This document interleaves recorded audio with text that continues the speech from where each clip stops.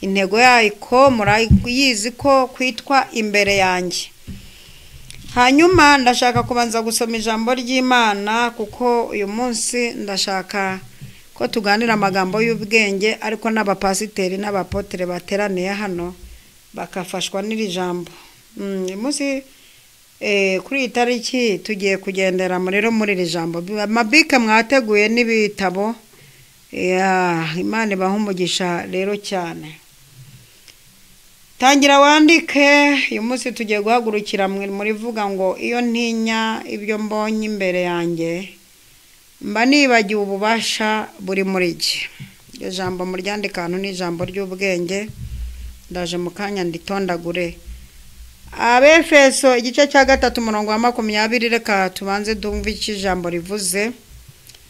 Haravuze ngo nuko ibasha gukora ibiruta cyane ibyo dusaba ndetse n'ibyo twibwira byose nkuko imbaraga zayo zidukoreramo. Imana ishimwe ko imbaraga z'Imana zidukoreramo.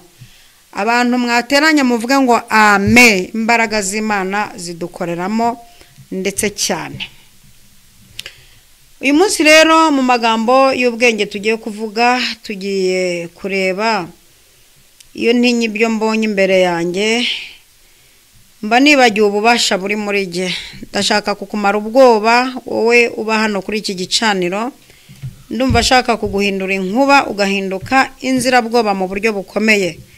Abinyuma turi kujana mwiteguye kuba inzirabwoba mu rwego n'umupfumu muhura akavuga ataranyica, mu rwego na daimona kugera imbere ati none haranyica pe, mu rwego n'ikuzimu bavuga bati muhunge yasaze.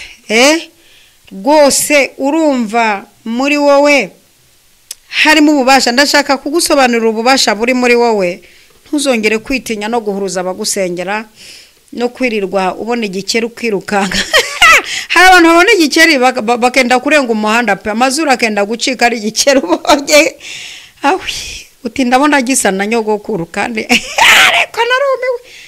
Hari umuntu uhura n'umuserebanya ati hari umuhanuzi wambwiye ko bazantega, kandi ni umuserebanya byacanze nawo uri musiganwa uri muhungisha amagara yawe.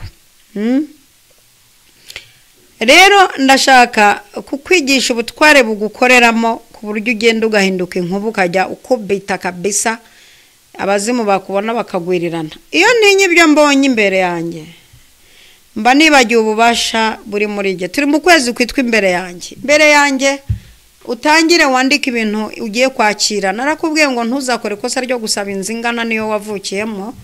Ntuzakore ikosa ryo gusaba ibintu bimeze nk'ibya runaka utazi naho byaturutse.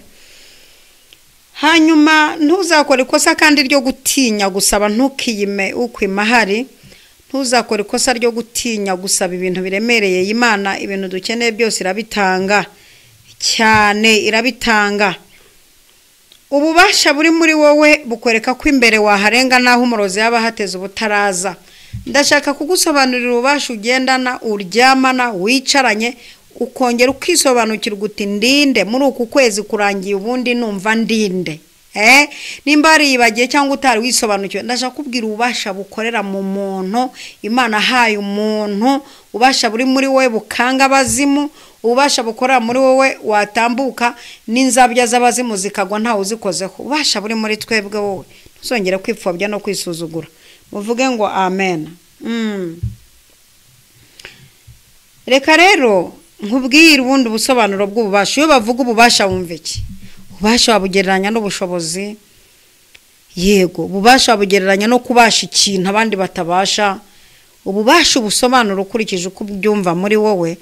Ariko ni ukugira ububasha bwo kuba waterura ikintu kigaterurika, bwo kuba wakora ikintu kigakunda. Ubu bubasha kandi mbukwatiyeho mu izina rya Yesu Kristo wa Nazareti. Ububasha bwawe si ikintu cyo gushakisha hanze, ahubwo ni umurimo w'Imana yacanye muri wowe. Iryo jambo muryandike naryo hano kuko ndashaka kubaha ubusobanuro bw'ububasha, ubundi tukamanukira mu kintu cyitwa ububasha. Haleluya! Ukajya ugendana ububasha bwigizaho imisozi. Ndafashijwe data we. Wabyumvise muhawe n'Imana. Atangiye kumbaza ibibazo muhawe n'Imana ati none se mubyeyi nka za Marie Jose niba zizenguruka mu shopu wagera no mu cyumba ukazisangamo koko none se singiye kukwaturaho ububasha ku buryo zitazongera ubundi ndashaka kugusobanura ububasha buri muri wowe ubu neutraliza za Marie Jose kandi Marie Jose burya zibamo imbaraga zisuzuguritse uziko buryo unafashe n'umunyu ukawusengera ukazitera ujya konokona akagoye kagaramye kandi ukazitera watura ijambo imbaraga z'umusaraba wa Yesu n'amaraso ya Yesu ibyo bintu warabikoze Marie Jose ziragaruka uyikubita amazi uri muri ubu bubasha kabona karagaruguritse nase ngo pi ndashaka kukumvisha ububasha ufite mu rwego na Marie Jose uzajya uvuga uti ndakuvumye kandi ntimuzagaruke ibi byose biterwa no kutagira ububasha ariko uzi ibintu baturoga ndugu yangu uzi ibyo duca hejuru uzi ibyo tubona uzi abashaka kuduhumesha uzi abashaka kutwumisha nka za makayabo uzi abantu bamaze iminsi bashaka kukumisha nk'ifi ya makayabo ubugacya uri ikiduhagire izo ni imbaraga z'ububasha zikurimo nje kugusobanurira sifa kwa Bwana mwatangiye kubyumva usenga Imana ati genda nabwakiriye batangiye kubwakira mujye muvana ibintu byo kumva babica utangire kandi wumve ko imbere yawe udashoboka iminsi ugeze mutazashoboka haleluya haleluya hanyuma nakubwiye ngo ijambo rya mbere mu busobanuro bw'ububasha ububasha bwawe banza ubumenye ububasha bwawe si ikintu cyo gushakisha hanze ahubwo ni urumuri rw'Imana yacanye muri wowe Imana yarangije gucanira urumuri rw'ububasha yarangije kugushyiramo ububasha ahubwo wowe urakipfobya urakihindura zezenge uracyumva bitakunda ariko uzi ko ushobora no guca ku mukonikoni cyangwa ku murozi cyangwa kunza umupfumu wakubita ukuguru kwawe hasi byonyine kavuga uti wakuguruwe nawe ndabizi kuba mu bubasha ubundi twebwe dukoze muri matieri z'ububasha abanyamwuka bateranye muramfasha kubyumva mutere haleluya twebwe matieri zose dufite zikoze mu bubasha ugiye muri Bibiliya haravuga ngo tuzakandagira inzoka na sikorupiyo ubwo si ububasha buri mu maguru haleluya hanyuma mu kanwa hakavuga ngo tuzirukana abadayimoni ubwo si ububasha buri mu kanwa ibiganza tuzarambika ibiganza ku barwayi bakire ubwo si ububasha buri ku biganza mu gifu tuzarya ikica ntacyo kizadutwara ubwo si ububasha tugendana tangira ugende widunda kurusha Dennis imbere y'abazimu ujye wikaraga ku buryo abazimu bahinduka zenge imbere yawe iryo jambo ubundi mushatse mwana riturira rwose hanyuma rero twagiye ijambo rindi riravuga ngo iyo wiyemeje gukoresha imbaraga zawe neza isi ibikwegereye isi ibikwegereye abahanga bakakwifuza barakwifuza barakwisunga kansubiremo iri jambo iyo wiyemeje gukoresha imbaraga zawe neza isi ibikwegereye yego ubahawe ubutware n'umukonikona abakwegereye kumukubita ikibazo cyose kiba kikwegereye kukinesha ubushobozi bw'ibitangaza babukwegereye icyama aya magambo kayumva nk'iretera Imana yakwandikiye y'ubwenge irindi jambo ryiyongereho nirivuga ngo ububasha buri muri wowe uruta inzitizi ziri imbere yawe haleluya haleluya haleluya haleluya ububasha buri muri wowe buruta inzitizi ziri imbere yawe ariko amagambo urabonamo n'atanu uzapostinga ejo we ko ngiye kuvuga amagambo ageze nko kuri 7 urabonamo n'iryo wakorera kadero ukaryandika ugashyiraho ifoto yawe ubu ufashe ifoto yawe rwose ugashyiraho iri jambo ngo ububasha buri muri jye buruta inzitizi ziri imbere yanjye haleluya haleluya Imana ishimwe cyane haleluya Imana ishimwe ububasha buri muri wowe ndugu yangu buri muri wowe ugize amahirwe ukemera ububasha buri muri wowe buruta inzitizi buruta ikintu cyagutangira buruta icyakubuza kugera imbere buruta ibintu bikugenda imbere ubwo bubasha burakaze cyane buruta ibintu byose bya mitego ya bwa bukecuru nabwo butabashije ako kagakecuru karimo kagenda kajegera kaguhabye kweri umara iminsi biruteguka watekinitswe n'agakecuru kakutse amenyo 6 y'imbere kwere kare kwa no bubasha mufite nayo yayo mumune yambura imbaraga z'utu dukecuru. Umuntu uderuka koga ubundi umurozi ntajya yoga, niyo mpamvu avuga ngo wakuroze ntiyakarabye. Umurozi wakuroze ngo yakarabye uravurwa ugakira, ariko iyo yanze gukaraba ngo barakuvura bikanga, niho rya havuye umugani ngo wakuroze ntiyakarabye. None utu dukecuru tunuka twanze koga, twashyize inzitizi imbere yawe, iterambere ryaranze, ububasha buri muri wowe buruta inzitizi z'utwa tujyama. Faya. Mbirinde jambo riryoshye, waremanywe imbuto y'intsinzi. Icyo usabwa ni ukuzitera no kuzirinda. Ndabazi we wateranye ngo iryo jambo uze kuri nyandikira aho ukorera. Waremanywe imbuto z'intsinzi, ubundi turemanywe ubutsinzi, turemwe mu butsinzi.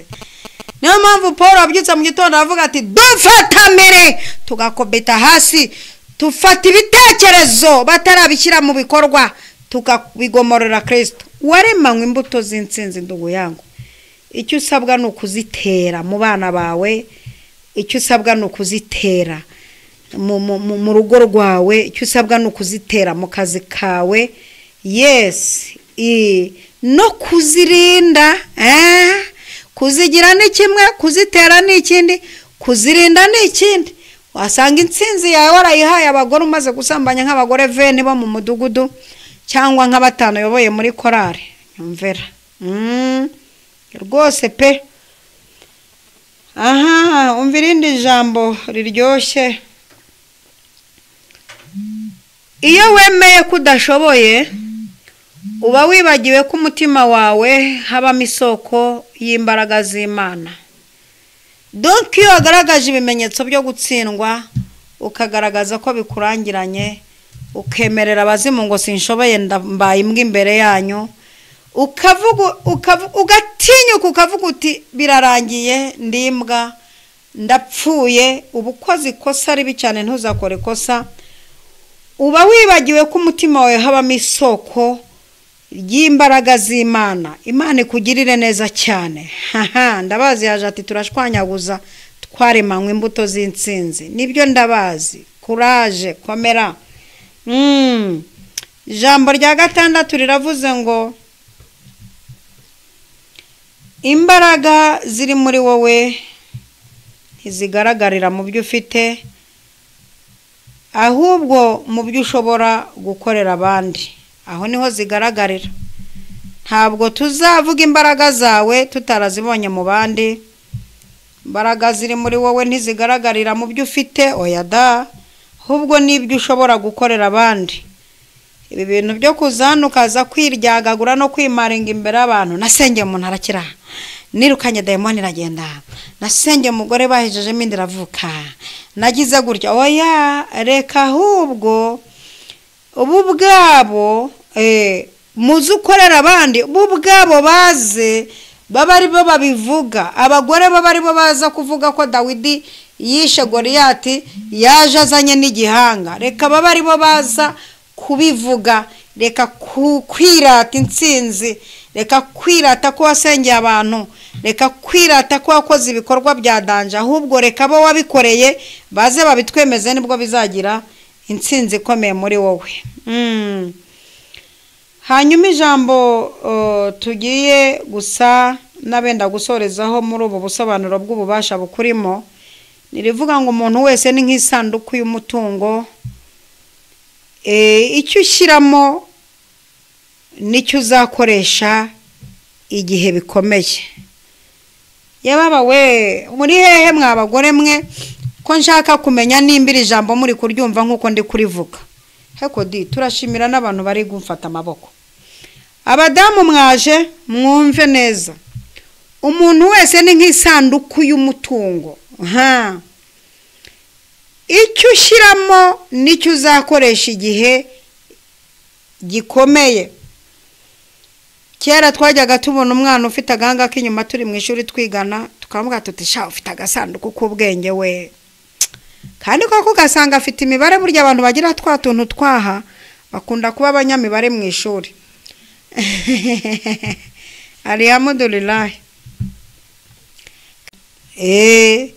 Kuko nta mwanya afite wo kubara imisatsi, afite umwanya wo kwiga icyitwa imibare. Umva neza, umuntu wese ni nk'isanduku y'umutungo, icyo ushyiramo. Reka nkubwire, hari abantu mwafashe isanduku y'umutungo Imana yabahaye mukajya mushyiramo mubikamo, ntibishoboka. Noneho sinzi ko indwara izakira, ndabona umwaka ntawumara, n'ubundi bampanuriye ko mu rugo hari isanduku bunige, iyi ndwara n'ubundi ntege. Umva ibintu uri gupakiramo. Nkoze imyaka myinshi cyane ndabona ngiye kubireka n'ubundi nta kigenda, sinzongera no kuzinduka aho nazinduke ntacyo nagezeho. Umva ibintu uri gupakira mu isanduku yawe. Umva ibintu uzakoresha, turi mu kwezi kwitwa imbere yanjye. Ibyo bintu imbere yawe gake mu myaka 2 iri imbere, urumva bizakugeza ku kintuza we. N'ubundi wacu nta wize, no kwa sogokuru hari wapfuye akindutse. Yewe ntabwo giye naza gukora muri icyo gihugu nubwo muri kumpamagara. Iwacu bakunda kuba bagwaga subwo ruri kunshakisha. Umva ibintu uri gupakira mu isanduku y'ubwenge, pakurura mu ibyo bintu washyizemo se nyine. Tangira ushyiremo ko nzakomera, pakiramo, nzakomera, nzirukana abadayimoni mu izina rya Yesu, nzatera imbere nkiza umuryango, abo tuvukana nzabubakira amazu ya danje, nzubaka inganda ku matongo y'iwacu, nzashyiraho ibigo by'amashuri, nzagira amavuriro. Ubu mumbona nubwo ntize ubuganga, nzagira amavuriro, nzatera imbere mu rwego, nzakora ibintu bidasanzwe. Jewe ibintu nzakora ibikorwa bya leta, n'umuyobozi w'igihugu azajya aza kubireba. Nziga uburyo umuntu yakora indege, nziga uburyo pakiramo. Iyo sanduku yawe niwo mutungo ufite, icyo ushyiramo nicyo uzakoresha igihe bikomeye. David yajyaga apakiramo ngo sinzapfa nzarama, kugira ngo ntekereze abantu imirimo Uwiteka yagiye akora. Urumva sha, abiringiye Uwiteka tumeze nk'umusozi Siyoni utabashaka kunyeganyega, ahubwo uhora uhamye iteka ryose. Nk'uko imisozi igose Yerusalemu, niko Uwiteka agota abantu be uhereye none ukageza iteka ryose. Pakiramo bene ibyo ngibyo. Naho indwara zaza sinzarwara, naho umugiga azatera mu gihugu ntizangeraho n'abanjye. Jewe nzakorera amafaranga aruta uko ntekereza, nzashaka umukontaburo uyabara.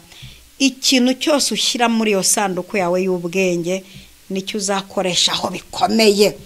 Haleluya, Imana ishimwe cyane. Nicyo uzakoresha aho rukomeye. Ndashaka kuvuga abantu 2 cyangwa 3 basobanukiwe ububasha bubarimo. Ndugu yangu, uyu munsi ndashaka kukwigisha ububasha bukurimo, kava mu mefikinata no kumva umuntu yakubasha ntabwo ushoboka. Ndashaka kukwigisha ububasha buri muri wowe, ukaba kompoze imbere y'abazimu. Haleluya, ukaba kompoze. Ayaya, bagutera bagasanga iyo nimero ntishoboye kuboneka. Haleluya, haleluya, haleluya. Hanekoteregere boshaya. Haleluya, haleluya, haleluya. Hano hari umuntu wiga byumva atububasha buri muri nge, buruta inzitizi zaba abakecuru, abakiri bato bize shimi bakihakiri kare. Yego n'amagambo menshi cyane ntashaka kuvuga, muze kuyasoma, ariko natangiye kubona ko abantu mwatangiye kwakira ububasha. Muvuge ngo haleluya. Mukanya ndaje mbasengere mbatureho kugira icyitwa ububasha, utangira ugende wemye. Kanifashisha abantu 3 sobanura aba bantu bagize ububasha, mbega bisobanukiye ububasha bubarimo kandi bugakora. Kamvuge Yosuwa na Kalebu dusanga mu kubara igice cya 14 umurongo wa 6 kugeza ku wa 10. Aba bagabo basobanukiye ububasha buri muri bo. Muvuge ngo amena. Barabyuka bajya gutata nk'uko babagabo 10 batase, bakazana inkuru zica mugongo, bagatinyuka bakaza kuvugira imbere y'abantu ngo dusanze turinzige. Abantu babagabo bafite ubwanwa baratinyuka, banywa kofi mu gitondo. Imana yagiriye neza, bagiye babona intsinzi imbere y'Imana, bagatinyuka ngo dusanze turinzige. Ariko Yosuwa na Kalebu basobanukirwa ububasha bubarimo, baratangira bakajya babwipombamo bati twibutse icyo Uwiteka yatuvuzeho, twe tugeraho ivugira, tuba mu biro byayo, tubitse ibyasezeranijwe, tubitse ibyavuzwe n'Imana. Nitavuze natwe twivuga, ubundi Imana nitavuga ubundi we wivugaho iki? nakubwiye ko icyo ushyira muri iyo sanduku ari cyo kizagutabara ugeze imbere. Ibyo wiyaturaho nibyo uzahura nabyo ugeze aho imbere. Sifa kwa Bwana. Haleluya. Yosuwa na Kalebu barabyuka bati twebwe twibutse icyo Uwiteka tuvuzeho. Icyo ni kimwe. Cya kabiri, dufite ikidukingira, dusanze twe dufite ikidukingira bo nta kibakingira. Muvuga ngo haleluya. Horereketerebo. Aha, ububasha buri muri twebwe. Hari icyo Uwiteka avuze turi Kadeshi Baruneya, dusanze ububasha bukorera muri twe, tuzabarya nk'abarya umutsima, tuzabahekenya, tuzabamira bunguru ry'ubugari n'akacanga, tuzabamira. Ububasha buri muri twe nubwo kubamira tukabazimya bakarangira n'abarutera. Haleluya. Imana ihabwe icyubahiro. Ndafashijwe. Yo, reka turebe Petero na Yohana nabo basobanukiwe ububasha buri muri bo. Ibyakozwe n'intumwa igice cya 3 umurongo wa mbere kugeza kwa 11. Bari bakimara kubatizwa mu Mwuka Wera, hari ku isaha ya 9. Umva igitangaza cya mbere bakoze bakimara kubatizwa mu Mwuka Wera, basobanukirwa ububasha bagendana muri bo. Bagera ku kirema cyahoraga gisabiriza ku muryango w'urusengero ryiza. Barangije icyo kirema barakibwira bati twebwe gahunda ukuntu imeze, ifeza n'izabu nta kintu dufite. Hako sinzi impamvu abakozi b'Imana bakunda kutagira inote we. Ibi bintu mujya mubibona no muri Bibiliya ko hari abahanuzi badanje bagiye babaho mu kuri ku gikoboyi. Ariko akaba n'abakozi b'Imana twasomye bari abagaga, ariko akenshi dusanga uyu mwuka nawo ugomba kurangira mu izina rya Yesu. Abakozi b'Imana muterane hano mbatiho gukira mu byakire, kandi kubwo ububasha nanjye bunkoreramo mbahesheje gukira. Petero na Yohana baravuga bati twebwe feza n'izabo ntacyo dufite, ariko hari ububasha buri muri twe bwaguhagurutsa ibyo ushaka ukajya Nyabugogo kubyishakira, izo note ukagenda hari Matewusi kuzishakira. Twebwe ububasha dufite ntabwo ari ubuguha ibiceri birangira, dufite ububasha buguhesha ubuzima bwiza bw'igihe kirekire. Bati twebwe ububasha bwa mbere buri mu maso, dutumbire, buri mu maso dutumbire. Ndashaka kuvuga imbaraga zo mu maso ahantu zakoze ni ku nyanja. Uwiteka areba inziga z'amagare igitsure ziramanyagurika. Aha hantu naho hakoze imbaraga z'ububasha bwo mu maso. Kuri za matiyeri nababwiye zidukoreramo, buri matiyeri ifite ububasha. N'amazuru yacu agira ububasha. Wohereza umwuka bikaremwa, mazuru yawe arakaze. Elisa niko byagenze, umunwa ku munwa, amazuru ku maso, amuhumekeramo umwuka arazamuka. Nkurikira unyumve neza cyane. Baramubwira ati dutumbire, baramutumbi. Icyo kirema kirabatumbira, kikajya kireba mu maso ya Yohana, kigendukira kikareba mu ya Petero, ngo kirabadaduka sha, ngo gitangira kubadaduka, gitangira guhagarara, kitangira gushinga ubugomba mbari burakomera, ngo kirangize ngo kirakira, ndo gihita kinjira mu rusengero. Bibiliya ivangwa abantu bose babona agenda ashima Imana kuko yahuye n'abantu basobanukiwe ububasha buri muri bo, bazi no kubukoresha kugira ngo ububasha buri muri bo bukore. Ndashaka kugutangariza ububasha buri muri wowe ubukoresheje, uburekuye gake, uburekuye gake. Ibi bintu byose umaze iminsi urwana nabyo byakirutira ugikanyarira. Reka dusoze tubabwira icyo mwakora kugira ngo mugire ububasha. Icyo wakora kugira ngo ugire ububasha, ahangaye utahageze ni kwa kundi umpamagara ukambwira ngo nsengera ngo Imana imububasha. Oya, mujye munkurikira murangize. Icyo wakora kugira ngo ugire ububasha, icya mbere ni ukwizera Imana no kuyishingikirizaho, kuko dufite abantu bishingikiriza ku twatsi. Imana yaguhabakira ukabyitirira ibyatsi. Buse tuyobe ko hari abantu Imana ihabakira mukabyitirira ibyatsi. Hari n'igihe Imana ibona ari we wigize imbonere. Reka mbabwire iki kintu, hari abantu Imana igikoresha ibitangaza yashatse kubifashisha kubera ko bazi no kuba hafi yawe bakigira imbonere. Hari abantu bajya bategura ibintu ukagira gutyo, ugategura amavuno ukagira gute, Imana itanakwishimira. Ariko haba haje abanyabibazo n'abarwayi, Imana ikavuga iti kubera ko ari we hageze mbere yigaragaje, reka mucemo n'ikirize. Wabura ubwenge ukabyitirira ugatangira kwizamura, kandi yakwifashishije kugira ngo yikirize abantu bayo. Hanyuma rero hari abantu bagira ibintu bishingikirizaho, kishingikiriza ku mbaraga zabo, kishingikiriza ku twatsi, kishingikiriza ku bintu by'umukara, gasanga umuntu w'umubyeyi urepeta umaze iminsi asenga afashe uruhinja rwambitse igikomo cy'umukara ngo batarwanduza. Si ubwo wari wamenya ububasha muri wowe? Ibyo bintu mubikura hehe? Kweri ugezeho wiringira igikomo cy'umukara, imbaraga z'Imana uzitesheje agaciro, kugezaho wambika umwana w'igikomo cy'umukara uba mu nzu y'Imana usenga, warageze Imana ivugira, Imana waramegeze ikorera, kweri ukiringira ibyo bintu. Ugezeho wiringira igi wahawe n'umupfumu, umukecuru cyangwa musaza ujunditse ubugoro, akakubwira ngo genda uritabike mu marembo yawe ngo nta muntu uzaharenga. Naho mugeze kweri. Yewe reka twivugira icyo wakora kugira ngo ugire ububasha. Kwizera Imana no kwishingikirizaho, cyo ni icya mbere. Icya kabiri, gusenga no kwiyegurira Imana. Gusenga ni kimwe no kwiyegurira Imana ni ikindi. Mwerure, abantu musenga mwerure, ariko nimukazanemo ibintu by'akazu yaze, byo kubipa. Mugerageze musenge, mwiyegurire n'Imana, mube muri yo, muhitemo kwiyegurira. Cya gatatu, gutekereza no kwatura ijambo ry'Imana. Muri we hakabamo amagambo yo kwatura ibintu byiza, kwatura ijambo. Muri wowe hakaba ibyo biba, akaba ari byo biba muri wowe. Icya kane, kumvira umwuka wera. Jya wumvira umwuka wera. Hari abantu mutajya mwumvira umwuka wera, mugashaka kumvira abantu kuruta kumvira umwuka wera.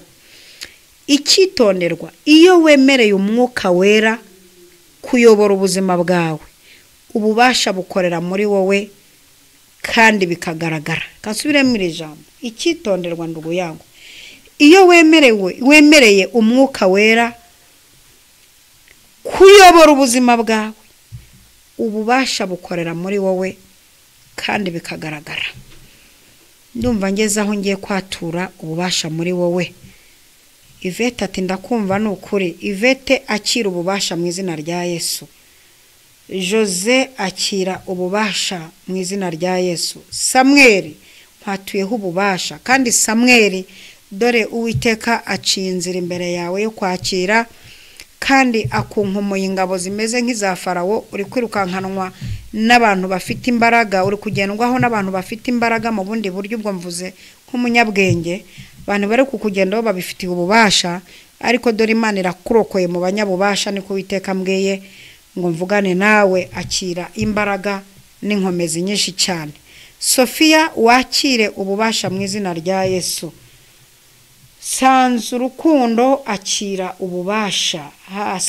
Nsasa Urukundo akira ububasha mu izina rya Yesu Kristo. Mukarwego akira ububasha mu izina rya Yesu. Imana ishimwe Beatrice akira ububasha budasanzwe muri wowe katikwa jina la Yesu. Kawera Chris, ndabona Uwiteka Nyiringabo agukuraho ikintu kimeze nk'igitwikirizo cyari kimeze nk'icyaraguhumya amaso, kamera nk'ugenda utabona ugendera mu kigare. Imana igukuyeho umwuka wo kugendera mu kigare, ukabaho mu kigare, ukaryama mu kigare, ugahaha mu kigare, kandi kigare cy'abazimu. Imana igusutseho ubwenge budasanzwe. Haleluya, haleluya. Liliane akira ububasha. Gracie akira ububasha mu izina rya Yesu Kristo wanesheje. Haleluya. Murekatete akira ububasha. Uwera Immaculée, umva uko Uwiteka mbwe ngo ni nkubwire. Dore Uwiteka aravuze ngo akuye ibintu bigukerera mu nda. Ibyo bintu bigukerera mu nda birasohotse, kandi bigiye guca mu buryo bwo kuruka no kudiyara. Uwiteka ni ukwivuriye, kuko umaze amezi 7 warahumanijwe. Uwiteka ni ukwivuriye mu bubasha bwe, kandi dore Uwiteka guhaye ubuzima birarangiye. Ntabwo uzongera kubaho muri ubwo buzima umeze nk'ushya. Yego niko Uwiteka avuze. Imana ishimwe Beatrice akira imbaraga zidasanzwe, kandi uhawe imbaraga zo kwirukana, kuburizamo no gutegeka. Autorite muri wowe iragwiriye cyane. Irankunda Bienvenue. Uwiteka aragukenyeje, dore aremye ibirori bikomeye, kandi Uwiteka guhaye inkunga mu buryo bukomeye. Liliane Uwiteka aravuze ngo akira akazi k'umugisha. Liliane kuri TikTok hariho Liliane akira akazi k'umugisha kaje kihuse, kandi nakazi kazaguhuza n'abantu b'umumaro. Birabaye Uwiteka guhuje n'abantu b'umumaro, kandi bazamara igihe kinini ku buzima bwawe. Denise Uwiteka Nyiringabo aguhaye imbaraga mu buryo bwo gusenga. Kabiri, akinguye ibihe byawe byari byarakingiranywe, aguhaye kuzura umwuka wera, kandi Uwiteka no mu buryo bw'umugisha bw'ibifatika asutse umugisha mu biganza byawe. Niko ambwiye ngo nkubwire. Uwaje neza Claudette, akira amahirwe, dore iwanyu muraswata, ibyo mukoze ntibikunda, ibintu byawe bihora biburizwamo, ntuzi impamvu biburizwamo, n'ibyo ugiye kwakira biburizwamo mu buryo utazi.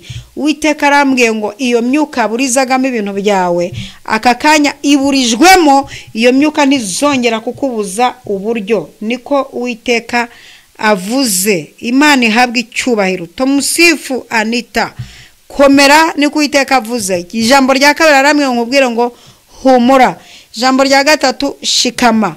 Irya kane agiye kugendana nawe akuruhure, kandi aho uzakandagira hose Uwiteka araha guhaye, niko avuze. Kandi jya usengera amazi ugiye koga ndetse nayo ugiye kunywa, kuko Uwiteka agiye kugukora, agiye kuguha kwiyuburura, agiye kuguhindura intwari, kandi Uwiteka agiye kukwifashisha atabara abantu be, niko Uwiteka avuze. Muhawe n'Imana, umaze igihe ugenzwa, none ugiye kwigenza. Mutete urashize, ugiye kwigenza, kandi ugiye kwigenza ufite abantu nawe ugiye guhagurutsa. Uwiteka guhaye ubufasha muri wowe bwo kujya gufasha abandi, kandi Uwiteka aguhaye apeti y'abantu bazima, agukuyeho umwuka ukubuza apeti, niko avuze. Haleluya, shimwa Nyagasani. Kandi muhawe n'Imana Joseline, dore impano iri muri wowe yo guhimbaza Imana, utangire uyikoreshe no ku giti cyawe, mu nzu no mu nzira. Utangire ukoresha impano yo guhimbaza Imana no kuyiramya. Dore iyo urekuye indirimbo niyo yaba igice cy'umunota, hari imyuka imenagurika, hari ibirere bihunga by'abakonikoni. Imana itugirire neza cyane. Munyaneza, akira ububasha buva ku Uwiteka. Anita Christophe TV, akira ububasha buturuka ku Uwiteka. Uwiteka agushyigikire ndetse cyane. Mukeshimana, ndakwaturaho ububasha. Mutege ibiganza nsabire umugisha abantu bashyigikiye iki gicaniro ndetse n'abagiye kugishyigikira. Uyu murongo mujye mutera inkunga kugira ngo ukomere. Yego, ndasabira umugisha mu butwari Imana yampaye n'ubushobozi kubw'ububasha bukorera muri jye. Sabiye umugisha ikiganza cyose cyasapotinze iki gicaniro. Watanze icyacumi, ugomorora umugisha. Watanze ituro, ugomorora umugisha.